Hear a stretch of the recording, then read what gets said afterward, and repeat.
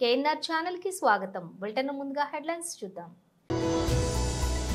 Tadepalli MLA Shri Tatipatti Chandrasekhar మరియు శ్రీ బుసీన్ విరూపాక్షి విలేకరుల సమావేశం.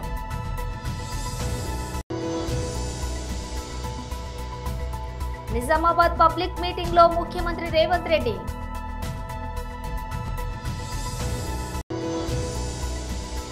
తెలంగాణ భవన్ లో బీఆర్ఎస్ నేతలు విలేకరుల సమావేశం.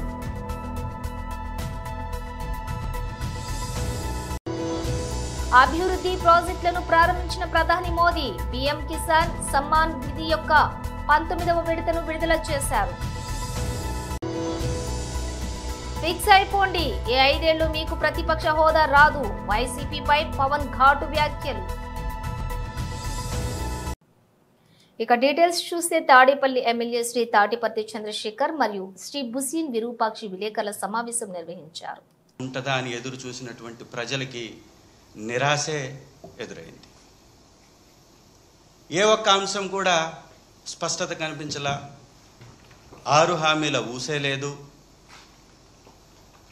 ఏ విధంగా ఎప్పటి నుంచి హామీల్ని అమలుపరుస్తారో చర్చే లేదు. తనకి తనుగా పొగిడించుకోవటానికి చంద్రబాబు నాయుడు గారి ప్రభుత్వాన్ని పొగిడించుకోవడానికి వైఎస్ఆర్ కాంగ్రెస్ పార్టీ గత ప్రభుత్వం మీద నిందలు వేయడానికి మాత్రమే వారి ప్రసంగాన్ని ఉపయోగించుకున్నట్టుగా కనపడుతుంది. చంద్రబాబు నాయుడు గారు ప్రతిసారి పిట్టల కథలు చెప్తూ ప్రజల్ని పక్కదారి పట్టిస్తూ ఉంటాడు. ఈసారి ఇంకొక కొత్త పిట్టల కథ, పిట్టల దొరలాగా గవర్నర్ గారి ప్రసంగంలోనే చెప్పించినట్టుగా కనపడుతుంది. డబ్బున్నటువంటి వారిని 10% మనుషుల దగ్గర నుంచి, జనాభా దగ్గర నుంచి డబ్బును అడిగి తీసుకొని 20% పైగా ఉన్నటువంటి పేదవాళ్ళకి పంచి పేదవాడి తలసరి ఆదాయాన్ని 58 లక్షలకు పెంచుతానని పిట్టల దొర కథలు మాత్రం భలే చెప్పించాడు. ఇలాంటివన్నీ సత్యదూరం అని ప్రజలకు తెలుసు. ప్రజలు అసహించుకుంటారనేటటువంటి కనీస అవగాహన కూడా లేకుండా వారికి ఉన్నటువంటి మీడియా ఛానల్స్ ద్వారా విపరీత ప్రచారం చేయించుకోవడానికి చంద్రబాబు నాయుడు గారు ప్రతిసారి చెప్తూనే ఉంటారు, విజనరీ అని చెప్పించుకుంటూ కూడా ఉంటారు. ప్రజల్ని ఎలా మోసం చేయాలనేటటువంటి విజన్ని గవర్నర్ గారి ప్రసంగం ద్వారా కూడా మరొకసారి చెప్పించారు. ఇవాళ ఇచ్చిన 6 హామీలు ఎలా అమలు పరచాలో ఒక స్పష్టమైనటువంటి ప్రణాళికే లేదు. 2047 గురించి మాట్లాడిస్తాడు. అంటే ఒక 25 సంవత్సరాల తర్వాత ఎలా ఉండబోతుందో దానికి సంబంధించిన విజన్ గురించి చెప్తారు. ఇవాళ రాష్ట్రంలో మిర్చి రైతు అల్లాడిపోతుంటే ఆ ధరలు పెంచడానికి తన దగ్గర ఏముందో చెప్పించలేడు. విద్యా వ్యవస్థ సర్వనాశనం అయిపోతుంటే కొడుకేమో ఇండియా పాకిస్తాన్ మ్యాచ్ చూడడానికి ఇంత కీలకమైనటువంటి బడ్జెట్ సమావేశాలు ఉన్నా కూడా, మంత్రివర్గ సమావేశం ఉన్నా కూడా సకల శాఖ మంత్రిగా ఉన్న లోకేష్ గారేమో దుబాయ్ ట్రిప్పులు కొట్టేస్తాడు. ఈ రాష్ట్రంలో విపరీతంగా ఆడబిడ్డల మీద అన్యాయం జరుగుతుంటే 30 లక్షల మంది కిడ్నాప్ అయ్యారు, వారిని తీసుకొస్తానన్నటువంటి డిప్యూటీ చీఫ్ మినిస్టర్ గారేమో తీర్థయాత్రలకి వారికి ఉన్నటువంటి ఆలోచనల్ని నెరవేర్చుకోవడానికి తిరుగుతూ ఉంటారు. పేరుకు మాత్రం 3 నాయకులు ఈ రాష్ట్రానికి, ఈ కూటమి ప్రభుత్వానికి. 3లో ఎవరికన్నా చిత్తశుద్ధి ఉందా అంటే ఒక్కరికి చిత్తశుద్ధి కనపడదు, ఒక్కరికి ప్రజలపై ప్రేమ కనపడదు, ఒక్కరికి పథకంపై బాధ్యత అనిపించదు. ఈ పిట్టల ద్వారా కథలు మాత్రం భలే చెప్తూ ఉంటారు. అసలు సాధ్యపడుతుందా? ఒక మనిషికి తలసరి ఆదాయం 58 లక్షలకి పెంచే ప్రభుత్వం వారి విధానాలు ఏదో చెప్పాలా లేదా? నిజామాబాద్ పబ్లిక్ మీటింగ్ లోని ముఖ్యమంత్రి రేవంత్ రెడ్డి పాల్గొన్నారు. ఈరోజు పట్టభద్రుల శాసన మండలి ఎన్నికల సందర్భంగా నిజామాబాద్ జిల్లా కేంద్రంలో తెలంగాణ కాంగ్రెస్ పార్టీ అధ్యక్షులు మహేష్ కుమార్ గౌడ్ గారి నాయకత్వంలో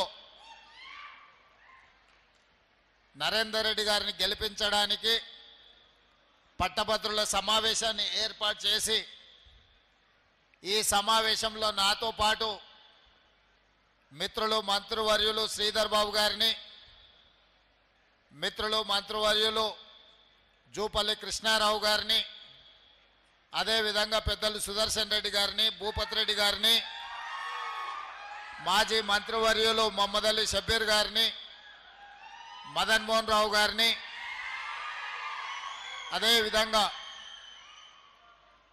సీనియర్ నాయకులను, శాసనసభ్యులను, శాసనమండలి సభ్యులను, ప్రాణ సమానులైన కాంగ్రెస్ పార్టీ కార్యకర్తల్ని అందరినీ ఆహ్వానించి ఈ ఆత్మీయ సమ్మేళనం ఏర్పాటు చేసి ఈరోజు మిమ్మల్ని అందరినీ కలవడానికి అవకాశం ఇచ్చినందుకు మనస్ఫూర్తిగా వారికి ధన్యవాదాలు తెలియజేస్తున్నా. మిత్రులారా, ఈ సమావేశం కాంగ్రెస్ పార్టీ కార్యకర్తల సమావేశం ఒక్కటే కాదు. ఈ సమావేశం 4 కోట్ల తెలంగాణ ప్రజల యొక్క ఆలోచనలతో ఎన్నికైన ప్రజాప్రభుత్వం గత 15 నెలలుగా తీసుకున్న నిర్ణయాలు, పట్టభద్రులకు, నిరుద్యోగ యువకులకు ఉద్యోగ ఉపాధి అవకాశాలు కల్పించిన విధానం మీద ఈరోజు మనం చర్చించుకోవడానికి ఇక్కడ మనందరం సమావేశమైనాం. ఇవాళ నరేందర్ రెడ్డి గారిని కాంగ్రెస్ పార్టీ శాసనమండలి సభ్యుడిగా ఎన్నికల బరిలో దించింది అనంటే గతంలో ఈ స్థానానికి పెద్దలు జీవన్ రెడ్డి గారు ప్రాతినిధ్యం వహించారు. పెద్దలు జీవన్ రెడ్డి గారు ప్రాతినిధ్యం వహించిన ఈ శాసన మండలి ఎన్నికలలో నరేందర్ని ఈరోజు కాంగ్రెస్ పార్టీ అభ్యర్థిగా ప్రకటించింది అనంటే ఆదిలాబాద్, కరీంనగర్, నిజామాబాద్, మెదక్ జిల్లాలలో ఉండే పట్టభద్రుల సమస్యలనే కాదు, ఈ ప్రాంతంలో ఉండే నిరుద్యోగ యువకులతో పాటు రైతాంగ సమస్యల్ని కూడా చర్చించగలడు, ప్రభుత్వంతో మాట్లాడి పరిష్కరించగలడు, ప్రభుత్వానికి పట్టభద్రులకు మధ్యలో ఒక వారధిగా నిలబడతాడని చెప్పి ఈరోజు కాంగ్రెస్ పార్టీ వారిని అభ్యర్థిగా నిర్ణయించడం జరిగింది. ఇవాళ చాలామంది చాలా రూపాలలో చాలా అంశాల గురించి మాట్లాడుతున్నారు. ముఖ్యంగా ఈరోజు ఎన్నికలలో బీఆర్ఎస్, బీజేపీ ఏ రకంగా కుట్రలు కుతంత్రాలు చేసి కాంగ్రెస్ తెలంగాణ భవన్లో బీఆర్ఎస్ నేతల విలేకరుల సమావేశం నిర్వహించారు. ఎందుకో ఈ రాష్ట్ర ప్రభుత్వానికి సరైన పట్టింపు ఉన్నట్టు కనబడడం లేదు మనుషుల ప్రాణాలంటే. వాళ్ళు ఈ రాష్ట్రం వాళ్ళు కాకపోయినప్పటికీ కూడా ఈ రాష్ట్ర నిర్మాణంలో భాగస్వాములైన కార్మికులు. ఆ రకంగా దాదాపుగా 30-35 లక్షల మంది కార్మికులు, ఇతర రాష్ట్రాల కార్మికులు, కొన్ని టెక్నికల్ అవసరాలు ఉన్నప్పుడు ఇతర దేశాల కార్మికులు కూడా వచ్చి ఇక్కడ వివిధ ప్రాజెక్టుల నిర్మాణాల్లో భాగస్వాములు అవుతున్నారు.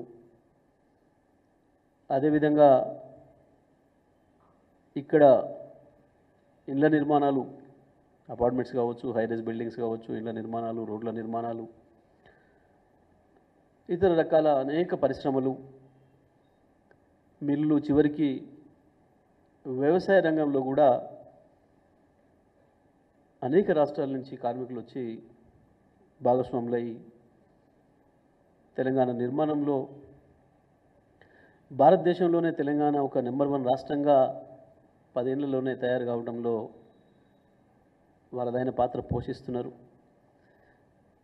దాన్ని దృష్టిలో పెట్టుకునే కేసీఆర్ గారు కరోనా వచ్చిన సందర్భంలో కూడా వాళ్ళకు ప్రత్యేకమైన రైలు సౌకర్యాలు ఏర్పాటు చేయడం, ప్రత్యేకమైన ఆసుపత్రులు నిర్మాణం చేసి వారికి ఆరోగ్యం విషయంలో వాళ్ళకి భరోసానివ్వటం, అదేవిధంగా మన రాష్ట్రంలో ఉండే ప్రజలకు ఇచ్చినట్టుగానే వాళ్ళకి బియ్యము, ఇతర సౌకర్యాలు ఇవ్వటం, డబ్బులు ఇవ్వటం, వాళ్ళని కూడా మన బిడ్డలుగా చూసుకోవాలి, కార్మికులు ఎవరైనా కార్మికులే అన్న భావనతో ఒక మానవీయ కోణంలో పనిచేసిన విషయం కూడా మనందరికీ కూడా తెలుసు. కానీ దురదృష్టం ఇవాళ 3 రోజులు అయినప్పటికీ కూడా ఈ రాష్ట్ర ప్రభుత్వం యొక్క చర్యలు చాలా అంటే చాలా నిర్లిప్తంగా ఏదో ఉదాసీనంగా కనబడుతూ ఉన్నాయి. కానీ ఇది మంచి పద్ధతి కాదు. దానికి కావాల్సిన పద్ధతుల్లో ఆ వేగం కనబడటం లేదు. మనుషులు లోపల ఉన్నారు. దాని కొరకు మనం చేయాల్సిన పద్ధతుల్లో అంత వేగంగా పనులు కనబడతలేవు. ఎందుకంటే స్వయంగా ప్రధానమంత్రి గారు మొన్ననే మాట్లాడిందని చెప్పిండ్రు, ముఖ్యమంత్రి గారితో రాహుల్ గాంధీ గారు మాట్లాడిందని చెప్పిండ్రు. మరి ఈ దేశంలో ఉండే అత్యున్నతమైన పదవుల్లో ఉన్న ప్రధానమంత్రి గారు, ప్రతిపక్ష నాయకుడిగా ఉన్న రాహుల్ గారు ఇద్దరు కూడా మాట్లాడిన తర్వాత ఇప్పుడేదో పైనుంచి కేంద్రం నుంచి వచ్చిన టీంలు ఇప్పుడేదో రంగంలో దిగినాయని ఇంకేందో చూస్తున్నారని చెప్పి అభివృద్ధి ప్రాజెక్టులను ప్రారంభించిన ప్రధాని మోదీ పీఎం కిసాన్ సమ్మాన్ నిధి యొక్క 19వ విడతను విడుదల చేశారు. बिहार के किसानों खाते में आज सीधे करीब 1600 करोड़ रुपए उनके खाते में पहुंच चुके हैं.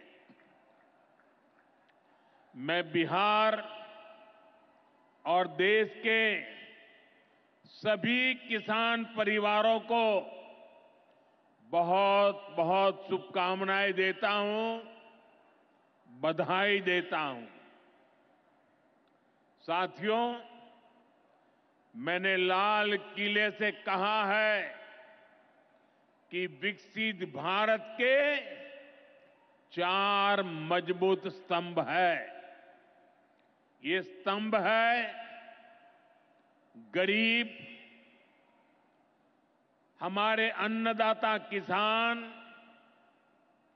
हमारे नौजवान, हमारे युवा और हमारे देश की नारी शक्ति.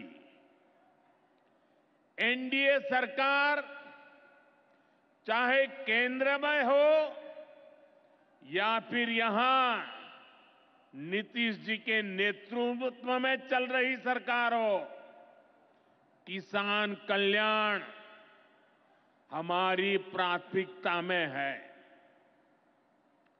बीते दशक में हमने किसानों के हर समस्या के समाधान के लिए पूरी शक्ति से काम किया है. किसान को खेती के लिए अच्छे बीज चाहिए, पर्याप्त और सस्ती खाद चाहिए,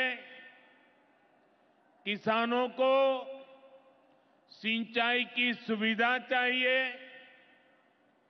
पशुओं का बीमारी से बचाव चाहिए और आपदा के समय नुकसान से सुरक्षा चाहिए. पहले इन వైసీపీని ప్రతిపక్షంగా గుర్తించాలంటూ ఏపీ బడ్జెట్ సమావేశాల్లో గవర్నర్ ప్రసంగం సమయంలో వైసీపీ సభ్యులు నినాదాలు చేసిన సంగతి తెలిసిందే. దాదాపు 11 నిమిషాల పాటు గవర్నర్ ప్రసంగాన్ని అడ్డుకునే ప్రయత్నం చేసిన వైసీపీ సభ్యులు ఆ తర్వాత సభ నుంచి వాకౌట్ చేశారు. వైసీపీ డిమాండ్పై డిప్యూటీ సీఎం పవన్ కళ్యాణ్ మాట్లాడుతూ కీలక వ్యాఖ్యలు చేశారు. ప్రతిపక్ష హోదా అనేది ముఖ్యమంత్రి, స్పీకర్ ఇస్తే తీసుకునేది కాదని, ఆ హోదాను ప్రజలు ఇస్తారని పవన్ చెప్పారు. వైసీపీకి ప్రజలు కేవలం 11 సీట్లను మాత్రమే ఇచ్చారని, రాష్ట్రంలో రెండో అతిపెద్ద పార్టీ జనసేనాని అని, జనసేనకు వచ్చినన్ని సీట్లు కూడా వైసీపీకి రాలేదని ఎద్దేవా చేశారు. వైసీపీకి ప్రతిపక్ష హోదా రాదని చెప్పారు. జనసేన కంటే 1 సీటు ఎక్కువ వచ్చున్నా ప్రతిపక్ష హోదా ఇచ్చేవాళ్లమని తెలిపారు. మీరు అప్గ్రేడ్ అవ్వండి, మీరు అప్లిఫ్ట్ చేసుకొని మీరు కూర్చోబెట్టి డెమోక్రటిక్ ప్రాసెస్కి గౌరవం ఇవ్వండి. మనస్ఫూర్తిగా వైసీపీ నాయకులకి ఇది నా విన్నపం, నా విజ్ఞాపన. This what I would like to say. And నిజంగా కావాలి అంటే మీరు ఈ 5 సంవత్సరాల్లో మీరు ప్రతిపక్ష హోదా మీకు రాదు. అది మీరు మెంటల్గా ప్రిపేర్ అయిపోవాలి. 11 సీట్లతోటి మీకు ప్రతిపక్ష హోదా ఇవ్వబడదు, రాదు. ఎందుకంటే ఇట్ ఈస్ చంద్రబాబు గారు, గౌరవ ముఖ్యమంత్రి చంద్రబాబు గారు డిసైడ్ చేసేది కాదు, జనసేన డిసైడ్ చేసేది కాదు. దానికి రూల్స్ ఉన్నాయి, దానికి రెగ్యులేషన్స్ ఉన్నాయి, నార్మ్స్ ఉన్నాయి. ఉదాహరణకి నేనే ప్రభుత్వం, మన కేంద్ర ప్రభుత్వం ఫార్మేషన్కి మేము వెళ్ళినప్పుడు పార్లమెంటరీ లీడర్ని మనం కూర్చున్నప్పుడు ఎన్డీఏ పక్ష నాయకుడు ఎన్నుకోవాలనుకున్నప్పుడు నేను నాయకుల స్థాయిలో నేను కూర్చున్నాను. అదే నేను ఇక్కడ మంత్రిగా ప్రమాణ స్వీకారం చేసేటప్పటికి నన్ను ప్రధానమంత్రి గారి పక్కన నన్ను కూర్చోబెట్టలా. ధోని డిప్యూటీ సీఎం అయినప్పటికీ కూడా అది మంత్రి హోదానే కాబట్టి తిరిగి నన్ను మంత్రులందరూ పక్కనే కూర్చోబెట్టారు తప్ప ప్రత్యేకంగా నన్ను అక్కడ కూర్చోబెట్టారు. That is very specific rules and regulations నడుస్తాయి. ఉదాహరణకి పొద్దున కూడా స్పీకర్ గారు ఎదురొస్తే నేను అసెంబ్లీలోకి అడుగు పెడతా ఉంటే స్పీకర్ గారు ఎదురొచ్చారు. మనకి వచ్చి ఆయన కూడా ఆయనతో పాటు రండి వెళ్తుంటే ముందుకు తీసుకెళ్తుంటే నాకు అనిపించింది, సార్ ఇది డిప్యూటీ సీఎంకి ప్రోటోకాల్ ఉండదు, ఓన్లీ ముఖ్యమంత్రి గారు, స్పీకర్, మనకు కౌన్సిల్లో ఉండే చైర్మన్ ఆయనే మీరు చేయాల్సింది తప్ప ఇది మేము ఉండేది కాదని చెప్పి నేనే వెళ్ళిపోయాను. ఎందుకంటే మేమే ప్రోటోకాల్స్ బ్రేక్ ఎందుకు చేయమంటే మాకు లేని ప్రోటోకాల్ మేము అడగం. అలాగే వైసీపీ నాయకత్వం కూడా గుర్తించాల్సింది, ఇది మీకు హోదా ఇవ్వబడదు. ఇది చంద్రబాబు గారు ఆప్ చేస్తేనే కాదు, ఇది ఎవరు ఆప్ చేసింది కాదు, మీకు ప్రజలు మీకు ఇవ్వలేదు. మీకు అది మీరు దృష్టిలో పెట్టుకొని మీరు ప్రవర్తించాల్సింది మనస్ఫూర్తిగా నేను వారిని కోరుకున్నాను. అంతేగాని వారిని ఎక్కడ అవమానం పరచాలని కానీ వారిని తగ్గించాలని కానీ లేదు. 175 సీట్లు కేవలం 11 సీట్లు ఇచ్చారు వాళ్ళకి. ఆ దృష్టిలో పెట్టుకొని ప్రవర్తించవలసిందిగా మనస్ఫూర్తిగా వారికి కోరుకుంటూ మీకు తెలియజేసుకున్నాను. Thank you.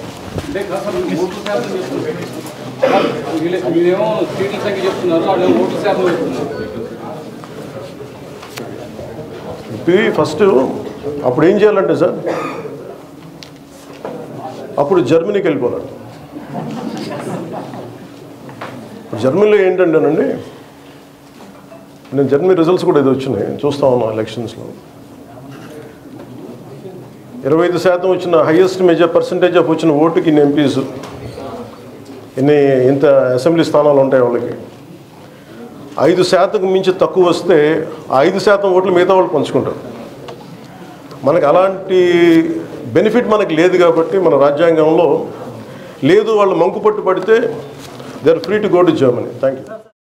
ఈ రోజు నేచురల్ స్టార్ నాని పుట్టినరోజు సందర్భంగా ఆయన హీరోగా నటిస్తున్న కొత్త సినిమా హిట్ 3 టీజర్ ను మేకర్స్ రిలీజ్ చేశారు. నాని సరసన శ్రీనిధి శెట్టి హీరోయిన్ గా నటిస్తున్న ఈ క్రైమ్ థ్రిల్లర్ మే 1న విడుదల కానుంది. తాజాగా విడుదలైన టీజర్ లో ఊహించని షాక్ ను బోలెడిచ్చారు. శ్రీనగర్ నేపథ్యంలోని ఈ కథ ఉంటుందని టీజర్ చూస్తే తెలుస్తోంది. అక్కడ జరిగే వరుస హత్యలు, పోలీస్ ఆఫీసర్ అర్జున్ సర్కార్ వాటిని ఎలా ఛేదించేవాడు అనే కోణంలో ఈ సినిమా ఉండనుంది. ఊర మాస్ పోలీస్ గా నాని భయంకరంగా ఉన్నాడు. రావు రమేష్ లాంటి ఒకరిద్దరిని తప్ప ఇతర పాత్రధారులను రివీల్ చేయకుండా టీజర్ కట్ చేశారు. మిక్కీ జే మేయర్ బీజిఎం మరో స్థాయిలో ఉంది. మొత్తానికి హిట్ 3 ద థర్డ్ కేస్ ఆషామాషిగా ఉండదని మాత్రం అర్థమైపోయింది. దసరా సినిమా కంటే చాలా తక్కువగా అనిపించే స్థాయిలో హిట్ 3 విజువల్స్ ఒళ్ళు గగ్గురు పొడిచేలా ఉన్నాయి. హిట్ యూనివర్సల్లోని భాగంగా దర్శకుడు శైలేష్ కొలన్ మరోసారి మోస్ట్ వయోలెంట్ కథతోటి వస్తున్నారు. కామారెడ్డి జిల్లా బీజేపీ పార్టీ ఆఫీసులో బీజేపీ జాతీయ ఉపాధ్యక్షులు డీకే అరుణ ప్రెస్ మీట్ నిర్వహించారు. తదుపరి కామారెడ్డి జిల్లా బార్ అసోసియేషన్ అలాగే జిల్లా కేంద్ర గ్రంథాలయాన్ని సందర్శించారు. కాంగ్రెస్ పార్టీ ముఖ్యమంత్రి గాని వారి మంత్రులు గాని నాయకులు గాని ఇటువంటి బాగా దేశంలో ఎక్కడ లేదు. మేము మోడల్ తెలంగాణ భారతదేశానికి మోడల్ పాలన అని చెప్తారు. అంటే వాళ్ళ మోడల్ ఏంటి? ఇచ్చిన మాటలు నెరవేర్చకుండా ప్రజల్ని మోసం చేయడమే కాంగ్రెస్ పార్టీ యొక్క మోడల్. 6 గ్యారెంటీలు అన్నారు. దాని 420 హామీలు పెట్టిరు 6 గ్యారెంటీస్ లో. మొత్తం వాళ్ళు ఇచ్చిన హామీలు 420 అంటే 420. అంటే వాళ్ళు చెప్పేదంతా అబద్ధమని ఆ యొక్క నమ్మాలనే ఉంది. మేము బ్రహ్మాండంగా అమలు చేసాం. మేము ప్రతి ఒక్కటి అమలు చేసాం.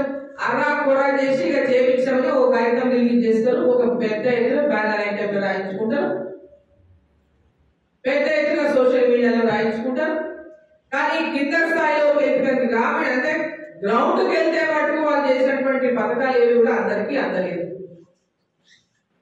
అందరికీ మీరు అందిస్తామని చెప్పిన వాళ్ళు అందరికీ అందినాయే మీ యొక్క హామీ నెరవేరినట్టు. ఇలా కొందరికి ఇచ్చి మేము అందరికి ఇచ్చినామని చెప్తే మీరు ప్రజల్ని మోసం చేస్తున్నట్టే. వాళ్ళ రైతు రుణమాఫీ కానీ, రైతు భరోసా కానీ, పెన్షన్లు కానీ, మహిళలకు నెల నెల 2500 రూపాయలు ఇచ్చే విషయమే కానీ, ఉద్యోగాల్లో ఖాళీలన్నింటినీ భర్తీ చేస్తామనే విషయంలోనే కానీ నిరుద్యోగులకు నెలకు 4,000 రూపాయలు నిరుద్యోగ భృతి అందిస్తామని చెప్పిన విషయమే కానీ చెప్పుకుంటూ పోతే గ్రాడ్యుయేట్ చేస్తున్నటువంటి పిల్లలు, గ్రాడ్యుయేషన్ చేసే పిల్లలకు, ఆడపిల్లలకి, గర్ల్స్ కి ఎలక్ట్రిక్ స్కూటర్ ఇస్తామన్న విషయమే కానీ చదువుకున్న వాళ్ళకి పై చదువుల కోసం బ్యాంకుల ద్వారా లోన్లు ఇప్పిస్తామన్నటువంటి విషయమే కానీ చెప్పుకుంటూ పోతే అనేక హామీలు ఏది వస్తుందని ఇచ్చిండ్రు, కానీ నెరవేరుస్తున్నది మటుకు శూన్యం అని చెప్పి ఈ సందర్భాన్ని నేను తెలియజేస్తా ఉన్నాను.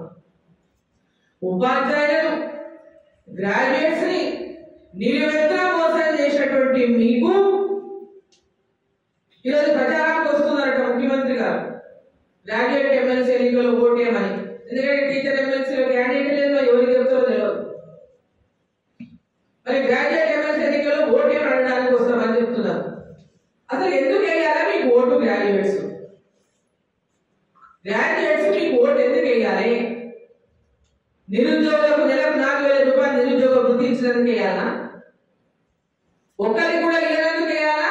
మరి మీరు ఇచ్చినామని అబద్ధమేమని చెప్పుకోనికి సిద్ధంగా ఉన్నారా? ఒక్కరికి కూడా నిరుద్యోగ వృత్తి ఇవ్వలేదు. మీరు నిరుద్యోగ వృత్తి ఇవ్వనందుకు మీరు ఇవాళ నిరుద్యోగం గ్రాడ్యుయేట్స్ తో ఉండడానికి వస్తున్నారా? అసలు తెలంగాణ శ్రీకాకుళం ఇసుక రీచ్లో ఎందు జరుగుతున్నటువంటి ఇసుక ఓవర్లోడింగ్, తప్పుడు రసీదులు వాహనాలకు విక్రయించడం వలన చాలా ఇబ్బందులు పడుతున్నామని శ్రీకాకుళం జిల్లా కలెక్టర్కు క్వార్తి లారీ ఓనర్స్ వెల్ఫేర్ అసోసియేషన్ సభ్యులు వినతి పత్రాన్ని సోమవారం కలెక్టర్ కార్యాలయంలో అదనపు కలెక్టర్ ఫర్హాన్ అహ్మద్ ఖాన్కు అందించినంత అనంతరం మాట్లాడుతూ అధిక ఇసుకలో వాహనాలు ప్రయాణించేటప్పుడు ఎత్తుగా ఉన్నటువంటి ఇసుక రేణువులు ఎగిరి రోడ్డుపై పడి సామాన్యులు, ద్విచక్ర వాహనదారులు కళ్లల్లో పడుతూ చాలా ఇబ్బందులు పడుతున్నారని, రోడ్డు ప్రమాదాలకు కూడా గురయ్యే అవకాశాలు ఉన్నాయన్నారు. వాహనదారులు ప్రభుత్వ పరిమితికి లోబడిన రసీదులకు చెల్లింపులు చేస్తూ అధిక బరువు పరిమితికి మించి ఇసుక లోడ్ చేయించుకుంటున్నారని, ఈ విధంగా సాగితే ప్రభుత్వానికి, సామాన్యులకు, మా లారీ యజమానులకు తీవ్ర నష్టం కలుగుతుందని అన్నారు. నమస్కారం అండి. ఈరోజు క్వారీ లారీ సెక్రటరీ, నా పేరు సురేష్, బొత్తా సురేష్. మేము ఈ ఇసుక అధిక ఓవర్లోడ్ వల్ల కలెక్టర్ ఆఫీస్కి లెటర్ ఇవ్వడం అయితే జరిగింది. కలెక్టర్ గారికి లెటర్ కూడా ఇచ్చాము. ఈరోజు శ్రీకాకుళం ర్యాంపులో అయితే 2 జరుగుతున్నాయి. ఈ ర్యాంపుల నుంచి అధిక ఓవర్లోడ్ తోటి చాలా ప్రమాదాలకి కారణం అవుతున్నాయి. అలాగే ర్యాంపుల్లో ఫేక్ బిల్లు కూడా ప్రొవైడ్ చేస్తున్నారు ర్యాంప్ వాళ్ళు. దానికి అధిక మొత్తంలో ఛార్జీలు కూడా తీసుకుంటున్నారు. దీనిపై కలెక్టర్ గారికి నివేదిక ఇవ్వడానికి వచ్చాం. అలాగే ఇంకో విషయం, మనకి ర్యాంపుల్లో ప్రతి ఒక్క ర్యాంపు కూడా ఫేక్ బిల్తో పాటు ఈ అధిక అమౌంట్ కూడా తీసుకోవడం జరుగుతుంది. దీనికి కలెక్టర్ గారు దానికి యాక్షన్ తీసుకుంటారని చెప్పేసి మేమైతే లెటర్ ఇవ్వడం జరిగింది.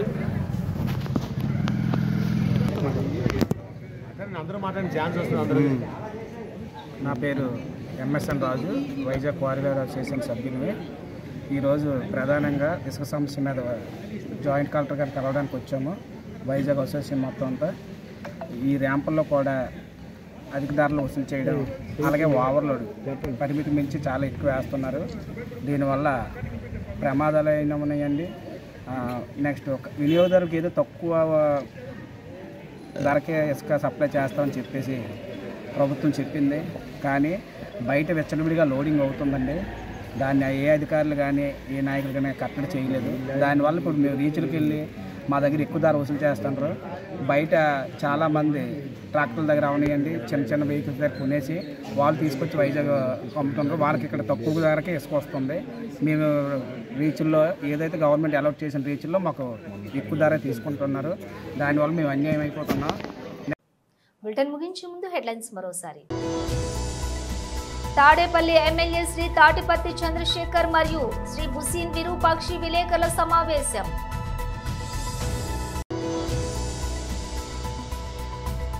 నిజామాబాద్ పబ్లిక్ మీటింగ్ లో ముఖ్యమంత్రి రేవంత్ రెడ్డి.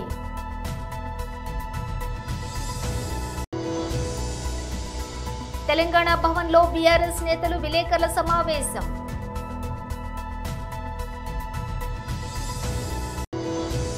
అభివృద్ధి ప్రాజెక్టులను ప్రారంభించిన ప్రధాని మోదీ పీఎం కిసాన్ సమ్మాన్ నిధి యొక్క 19వ విడతను విడుదల చేశారు. ఫిక్స్ అయిపోండి, ఈ 5 ఏళ్లు మీకు ప్రతిపక్ష హోదా రాదు. వైసీపీపై పవన్ ఘాటు వ్యాఖ్యలు. ఇవి బులెటిన్ విశేషాలు. మరో బులెటిన్తో మళ్ళీ కలుద్దాం.